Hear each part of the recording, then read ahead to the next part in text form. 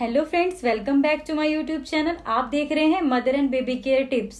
तो आज हम बात करेंगे एक बहुत ही मेन टॉपिक पे कि माँ और बच्चे का ध्यान इन गर्मियों में कैसे रखें डिलीवरी के तुरंत बाद।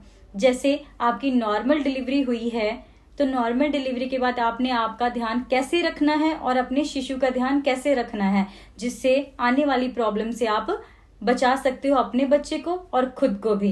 तो आइए स्टार्ट करते हैं इस वीडियो को।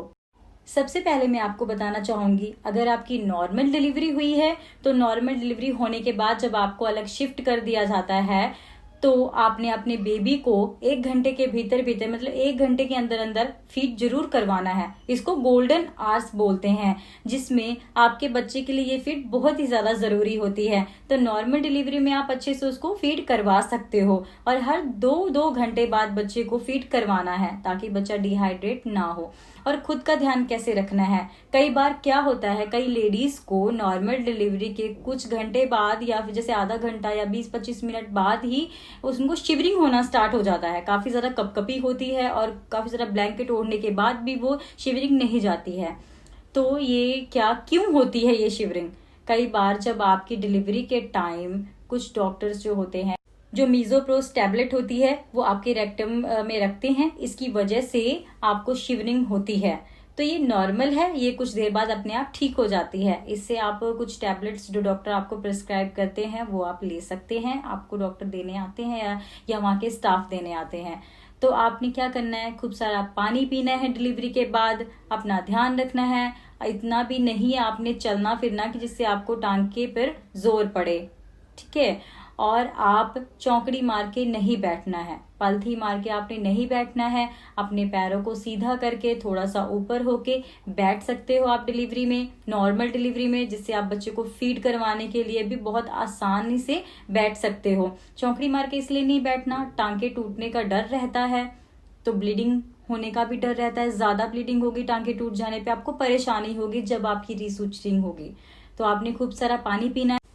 ये नहीं सोचना है आपने कि आपको पानी पीने से आपका पेट बाहर आ जाएगा, बिल्कुल भी नहीं। आपको पानी ना पीने से आपकी जो मिल्क सप्लाई है, ब्रेस्ट मिल्क सप्लाई, ये कम हो जाएगी, यूटीआई का खतरा बढ़ जाएगा, इन्फेक्शन हो जाएगी, बहुत इतनी इन्फेक्शन हो जाएगी और डिहाइड्रेशन भी हो जाएगी, जिससे आपको पानी की कमी हो जाएगी बॉडी में और आप अनहेल्दी फील करोगे और आप बहुत ज्यादा थक जाओगे। इसलिए आपको पानी पीना बहुत ही ज्यादा जरूरी है, आपके लिए भी और आपके बच्चे के लिए भी।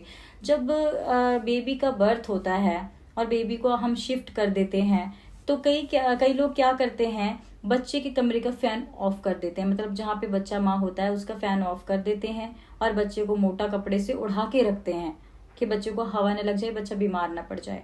अगर मौसम गर्मियों का है तो बच्चे को आप कॉटन के कपड़े से रैप करके रख सकते हो। बच्चे को रूम का टेम्परेचर जो है 25 से 26-27 तक आप रख सकते हो, कोई डरने की बात नहीं होती है।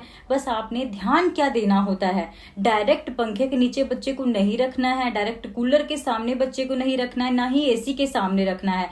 बच्चे को आप आराम से रैप करके आप कॉटन के कपड़े में रख सकते हो, एसी या कूलर या पंखे के नीचे, बट डायरेक्ट नहीं।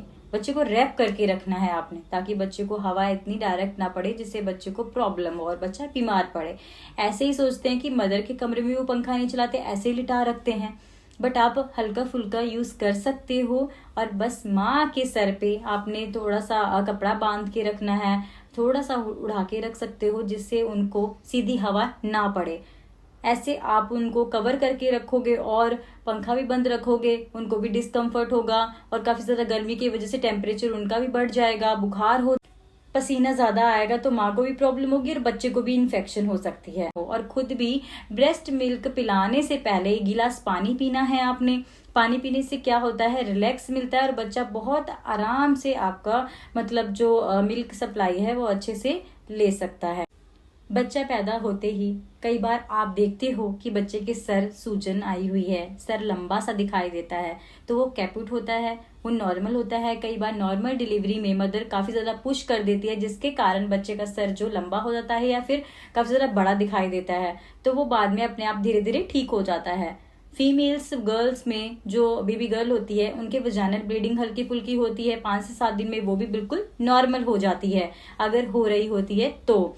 बच्चा हिचकी लेता है तो वो भी नॉर्मल होता है। बच्चा छींक रहा है थोड़ा बहुत तो वो भी नॉर्मल है। अगर बच्चे के दांत दिखाई दे रहे हैं एग्जामिनेशन करने के बाद तो वो भी नॉर्मल होता है। अगर ये सारी चीजें आपको दिखाई देती हैं तो ये बिल्कुल नॉर्मल, इसमें डरने की बात नहीं है। उम्मीद करती हूँ आपको ये वीडियो अच्छा लगा हो। कुछ ना समझ में आया हो तो जरूर आप मुझे कमेंट सेक्शन में कमेंट्स करके पूछ सकते हो। अगर चाहते हो किसी टॉपिक पे वीडियो मैं बनाऊं तो आप तब भी आप कमेंट कर सकते हो। वीडियो को ज्यादा से ज्यादा शेयर कीजिए। चैनल पे पहली बार आए हो तो सब्सक्राइब जरूर कीजिए।